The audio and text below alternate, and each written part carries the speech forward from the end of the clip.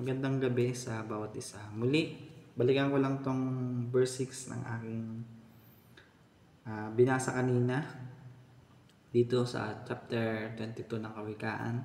Sabi dito, ituro sa bata ang dapat niyang lakaran at hanggang sa paglaki din niya ito malimutan. So, yun.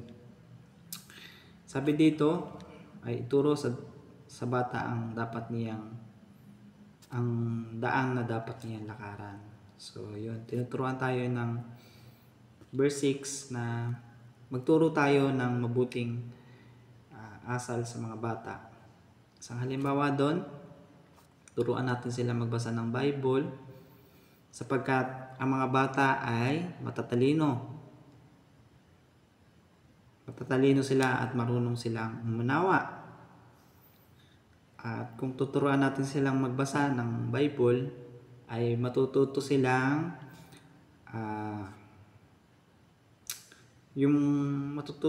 maging maging mabuting bata.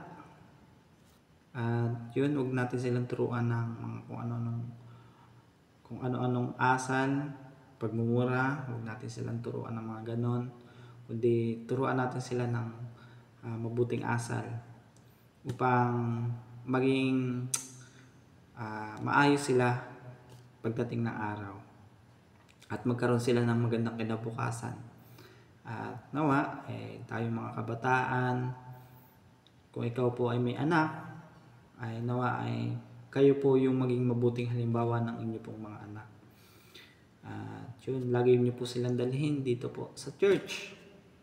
Patuloy nyo po silang dalhin sapagkat ang church po ay nagtuturo po ng mabuting asal sa mga bata. Isa po yun sa pinakamahalaga sapagkat pag dinadala nyo po ang bata sa church ay inaihandog nyo po siya sa Panginoon at nagtitiwala po kayo sa Panginoon sa pamamagitan po ng pagdala nyo po ng mga bata sa church, pagdadala nyo po sa kanila.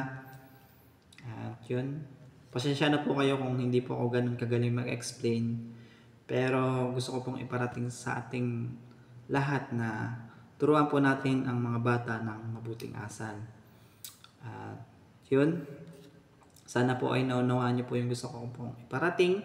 At isa pa pong pahabol ko pa ay yun, maging mabuti po tayong magulang sa mga bata dahil sabi po sa Kawikaan, ang papalad ang mga anak na tinutularan ay ang kanyang mga magulang, kanyang ama or ang kanyang ina. Yun, siguro po next video ko tatalakayin ko po yun upang mas maunawaan niyo po yung gusto ko pong iparating kahit na medyo magulo po yung explanation ko. Ay salamat po dahil